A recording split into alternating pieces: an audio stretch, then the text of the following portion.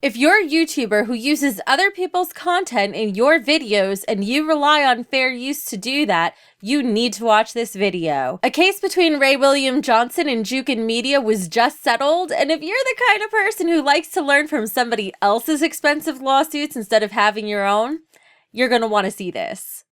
Boop boop ba-doop. Now, you might have seen articles like the one behind me and wondered what its implications are for you.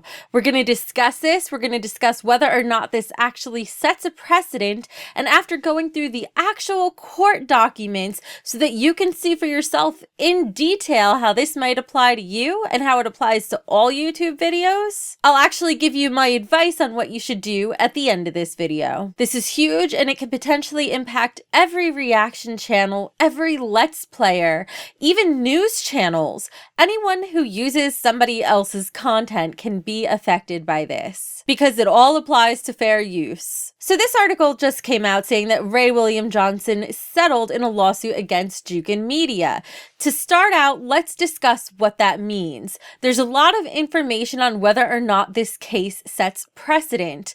While it does set precedent for people like me and you to just discuss issues casually, there is no legally binding precedent set by this case. Fair use is always evaluated on a case-by-case basis, so no legal judgment was entered on this case because it was settled and not ruled upon ultimately by a judge or jury. And even if it were, that doesn't mean that it would apply to every other fair use case. However, it gives us significant insight into how a judge or jury might view issues regarding fair use and videos on YouTube. Now, I'm going to leave a link to this specific article in the description below because it actually shows videos that were used in the court case to determine if this was fair use or not, so you can actually see for yourself. But we are going to go one step further and take a look at the actual court case. Now, this case began when Ray William Johnson sued Jukin Media for using the DMCA to remove some of his videos from YouTube. Jukin countered asking for a summary judgment, which means that the case would have been dismissed before ever reaching trial had it gone in its favor. Well, this came to a conclusion in October of 2015. Now, the judge didn't grant summary judgment on Jukin's request, which meant that this case had to proceed to trial. That trial is what was just settled 2 days ago, and because it was settled, a lot of the documents have been sealed so the public can't access them. However, we can access the more important documents, which were the original documents from the October case, so we can see how fair use was decided by a judge, and then we'll talk about how a jury looked at it. If you are interested in fair use or you're a YouTuber, you are going to find this one fascinating. It even goes so far as to talk about whether jump cuts can be transformative. I got a serious kick out of reading this. Now, to go by the proper title of this case, Ray William Johnson has a company called Equals 3. That's his production company. So the case is Equals 3 versus Jukin Media. This is the judge's order that originally weighed in favor of fair use for Equals 3 / Ray William Johnson. This copyright action centering around funny videos presents issues that are anything but simple. The instant motion requires the court to evaluate whether a humorist's use of viral videos is a fair use.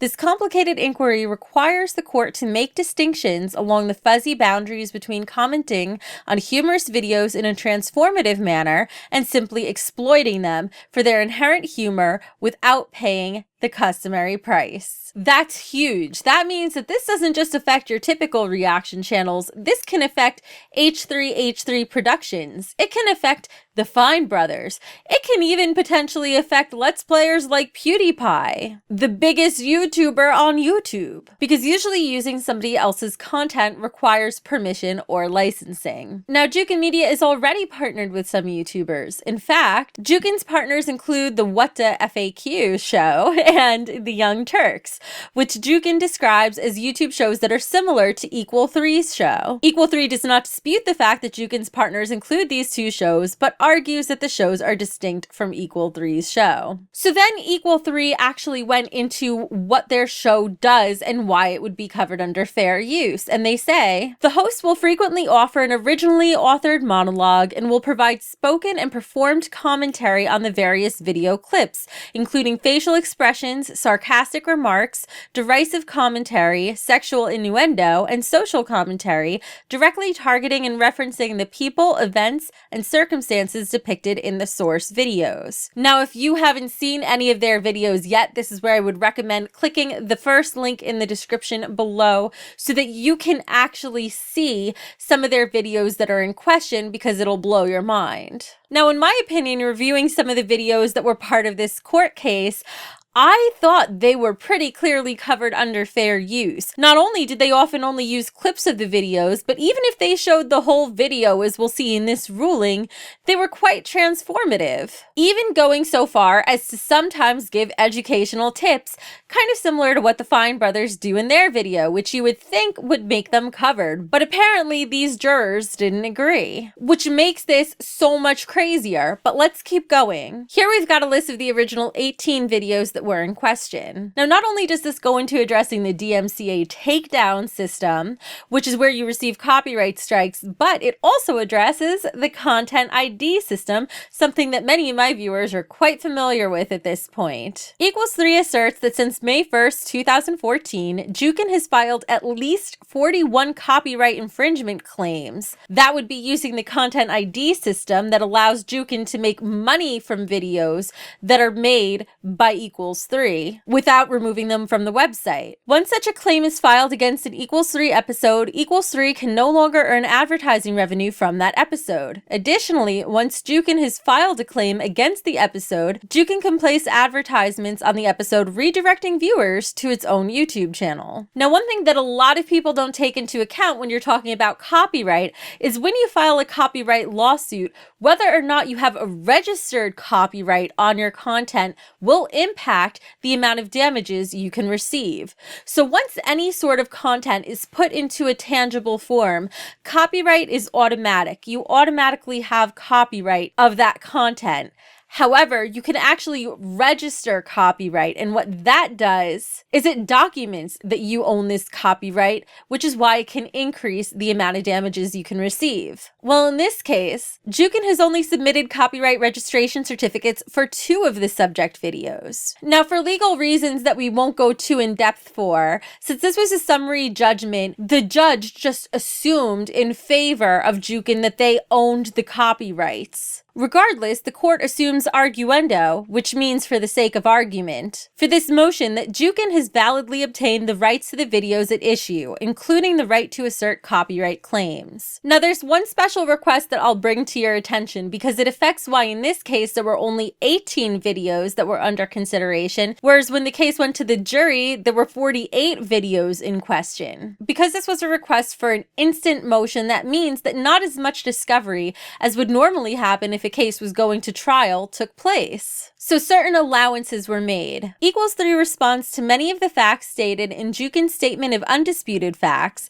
by stating that the fact is undisputed for purposes of the instant motion, but that if the court finds that particular fact dispositive, which means that it would bring the case to a settlement, then Equals 3 requests that the motion be denied so the parties can conduct discovery on that fact. Again, the only reason this is important is because it explains why different amount of videos were viewed once by the judge and then once this went to the jury. So then the judge gets into discussing fair use. The fair use doctrine has been called the most troublesome in the whole law of copyright. Well, don't we know it? And here we can finally see the 4 factors of fair use that we all know and love. In determining whether the use of a work is fair use, the court should consider the following factors. 1. The purpose and character of the use, including whether such use is of a commercial nature or is for nonprofit educational purposes. 2.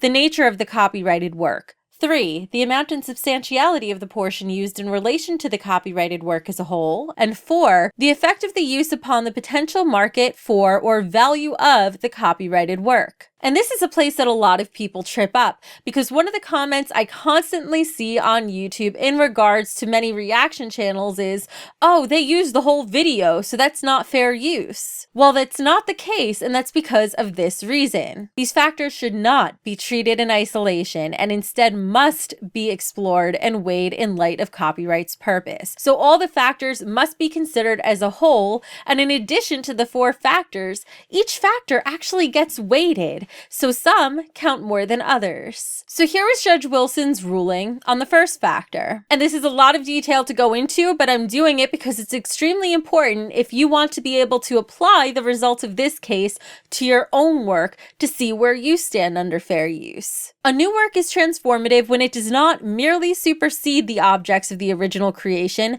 but rather add something new, with a further purpose or different character, altering the first with a new expression, meaning, or message. As decided in the case Morris versus Young, the more transformative the new work, the less will be the significance of the other factors that may weigh against defining a fair use. So in other words, in this case, the judge is saying that whether or not the work is transformative is going to be the most important factor he's taking into consideration. Nevertheless, there are no bright line rules. Fair use must be evaluated on a case-by-case basis by reference to the 4 statutory factors. So once again, even if this case actually did become legal precedent, which it did not because it reached a settlement, so this case is not legally binding, even if it were, every case of fair use is evaluated on a case-by-case basis. What this gives us is the insight into what a court and what a jury would think about fair use. Now we're going to take a quick look at the difference between parody and satire because Equals 3 argued that their videos were a parody of the original videos. Here's what the judge had to say about that. A parody is a work that uses some elements of a prior author's composition to create a new one that, at least in part, comments on that author's work. In contrast, satire has been defined as a work in which prevalent follies or vices are assailed with ridicule or are attacked through irony, derision, or wit. So what's the important part of this? Parody needs to mimic an original to make its point, and so has some claim to use the creation of its victims or collective victims' imagination, whereas satire can stand on its own 2 feet and so requires justification for the very act of borrowing. Now, the judge explains that it's difficult to determine whether this is parody or not. Nevertheless, even if Equals 3's episodes are not parodies, the episodes comment upon or criticize Jukin's videos. Equals 3's episodes directly respond to and highlight humorous aspects of Jukin's videos. The episodes do so via the host's reactions to the videos, jokes, narration, costumes, and graphics. The host's narration does not simply recount what is shown in Jukin's videos. Instead, the host makes comments about Jukin's videos that highlight their ridiculousness by creating fictionalized narratives of how the events transpired, using similes, or by directly mocking the depicted events and people. Equal 3's episodes also repeat portions of Jukin's videos multiple times within the same segment. So this goes to show you that even if you use a segment multiple times, if your use is considered transformative, you might be covered under fair use, at least according to this judge. It's also interesting to note exactly what he points out that made these videos transformative. That it was the host's reactions to the videos, jokes, narration, costumes, and graphics, and that the host's narration does not simply recount what is shown. So keep that in mind when you're considering whether certain reaction videos are fair use or not. In plain terms, whether or not Equals 3's episodes criticize Jukin's videos, the events depicted in Jukin's videos are the butt of Equals 3's jokes. Thus, the jokes, narration, graphics, editing, and other elements that Equals 3 adds to Jukin's videos add something new to Jukin's videos with a different purpose or character. And even more importantly for reaction channels, pay really close attention to this line. This is not a case where the addition of minimal narration, an introduction, or text did not change the essential character of the original work. So I feel the need to highlight that for multiple reasons. There are people who argue that nonverbal reactions still count as a reaction. And as you can see here, even a judge who weighed in favor of fair use discounts that sort of narration as being transformative. What's more is I've seen even more speculative information, which you'll actually see in one of the articles I link below, which is this article, Why Ray William Johnson is Now a Cautionary Tale. I actually think this is an excellent article to read, and I'm going to link it for you below, but one of the concerns I have about it is that they compare Ray William Johnson's videos to SoFlo Antonio. You can see that down here. I would argue that this is a flawed comparison because of this very line right here from the judge. That said, that this is not a case where the addition of minimal narration makes it non-transformative. So be careful when you're reading secondary sources of information on this topic, because they might have a bias that you wouldn't have realized existed until you went to the actual court case itself. The judge does touch on the fact that this use was commercial, but is still covered by being transformative. Equals 3's use of Jukin's videos is admittedly commercial. Nevertheless, the commercial nature of the use is outweighed by the episode's transformativeness. So here you see again that not only are there 4 factors, but each factor carries weight, and one can be given more weight than another. And this is why you can never determine if a piece of content is fair use or not just by looking at one of the factors in isolation, which is one of the biggest mistakes I see people making when it comes to evaluating if something is covered under fair use. Now, the judge did rule that one of the videos was not transformative, and I'll leave a link to this video in the description below so you can see it for yourself. The one exception to the aforementioned analysis is Equals 3's episode entitled Sheep to Balls. Sheep to Balls uses Jukin's video of the first person to buy an iPhone 6 in Perth dropping the phone. According to Equals 3, it used this footage for the purpose of making 2 points. Equals 3 thus admits that its purpose of using Jukin's video was to make 2 general, broad points that were not directly aimed at criticizing or commenting on the video. So if you're using content and your commentary has nothing to do with it, it's not fair use. At least when you're considering transformation according to this judge's order. Now think about those Call of Duty gameplay commentaries, where gameplay is being shown in the background, but the commentary has nothing to do with the gameplay. If you're one of the people posting those videos, they're probably not covered under fair use. Your commentary must pertain to the actual footage being shown. So what was the overall finding for whether or not the work was transformative? For the aforementioned reasons, the court finds that Equals 3's episodes, except for Sheep to Balls, are highly transformative. Thus, for all episodes except Sheep to Balls, this factor weighs heavily in favor of fair use. So now we move on to the second factor, which is the nature of the copyrighted work. Now, these were viral videos that were often just shot from a point-and-shoot camera. The Ninth Circuit has recognized that a point-and-shoot photograph is not on the same level as the work of famous photographers. Long story short, the court finds that the nature of Jukin's work is creative. Nevertheless, the copied work's creative nature is not particularly important, where the new work is highly transformative. This is where the weight of the transformative factor comes into play. Thus, while this factor favors Jukin, it only carries slight weight. On to the third factor, the amount and substantiality of the portion used. The third factor looks to the quantitative amount and qualitative value of the original work used in relation to the defendant's justification for the use. Now, Equals 3 didn't use the videos in their entirety, so Jukin argues that Equals 3 takes the most important parts of its videos,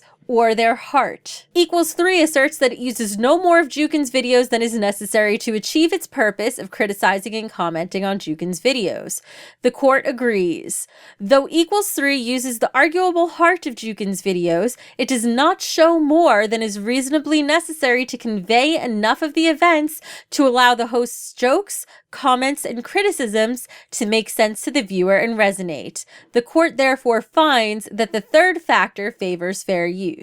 Now, this is big because for a lot of viral videos and videos that people react to, they might be a very short length where you really can't trim them down, or even if you do trim them down, the heart of the video can't be avoided in order to give your criticism or commentary. So it's very positive to see that a judge would argue that that favors fair use. Finally, one of the biggest factors in many cases is market harm. Does the derivative work harm the market of the original? This comes down to impacting that bottom line, so it's often considered one of the most important factors in fair use. And this addresses the point that so many people say, well, if I watch a reaction video on your channel, I don't need to go see the original anymore, and therefore, this isn't fair use. Well, let's see what the judge had to say on that. The only kind of harm cognizable is market substitution, i.e. where the new work diminishes demand for the original work by acting as a substitute for it.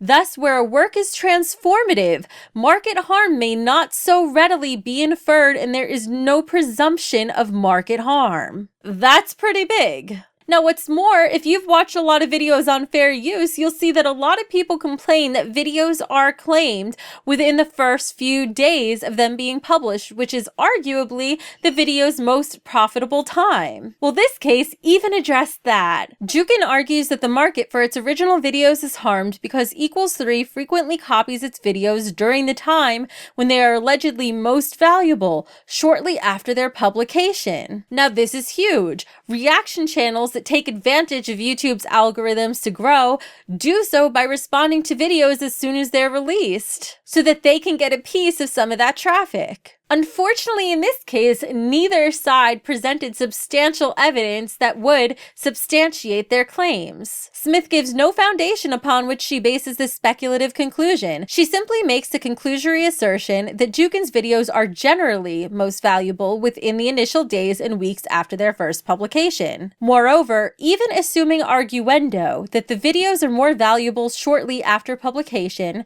focusing on harm from Equals3's failure to pay a license risks circular reasoning. If Equals3's use is fair, then no license fee is required by it or other similar users. And here's the juicy part. Nevertheless, the court must still consider the possibility that Equals3's viewers use the episodes as a substitute for Jukin's videos. Jukin claims that viewers no longer need to watch its videos after watching Equals3's episodes. Equals3 claims that its episodes actually increase Jukin's video views.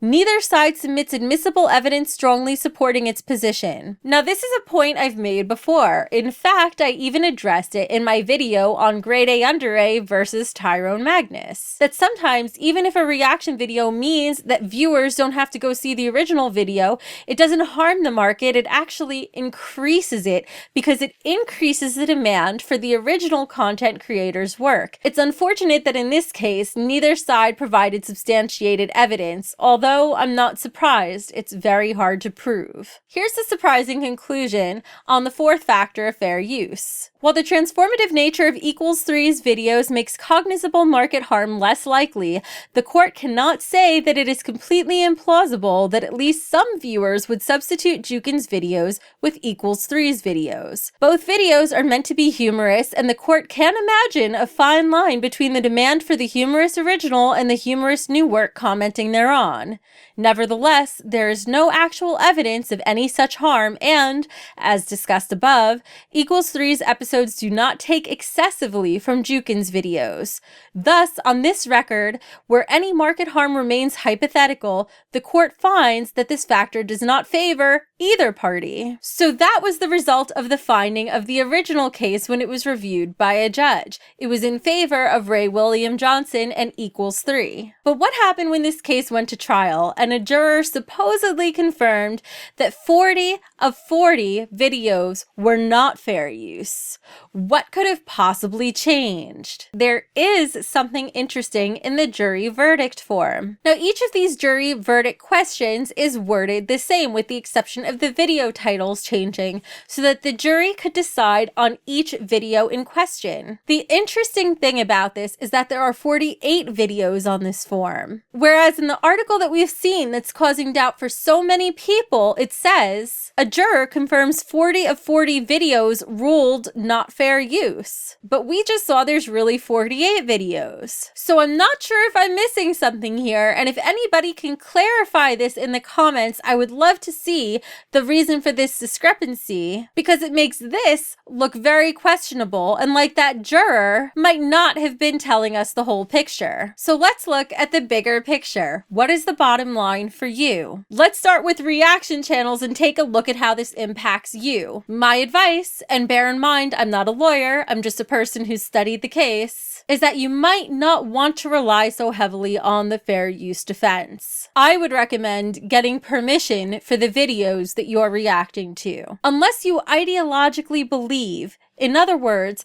unless you're willing to risk your entire YouTube channel, your entire life savings and every cent you own, unless you so ideologically believe that you have the right and it is important to you to defend that right to be able to make reaction videos under fair use, I would recommend just getting permission to use those videos instead.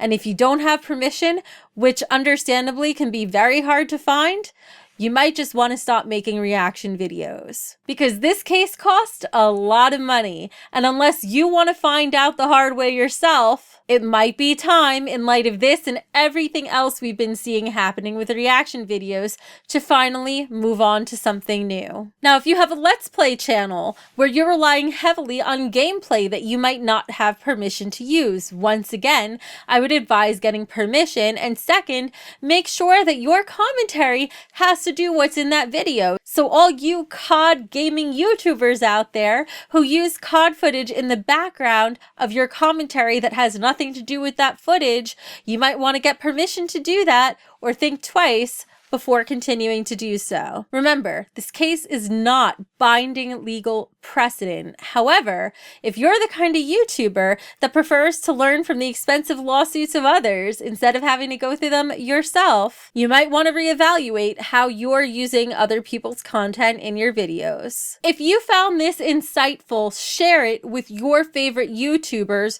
who use other people's content in their videos so that they can protect themselves. I'm looking forward to reading your comments below, and I'll do my best to answer as many of them as I can. And now, you know the whole story. Don't forget to subscribe for more interesting news that's worth a second look. You should watch this video too right now. The videos on fair use have been focusing on how certain channels or how certain companies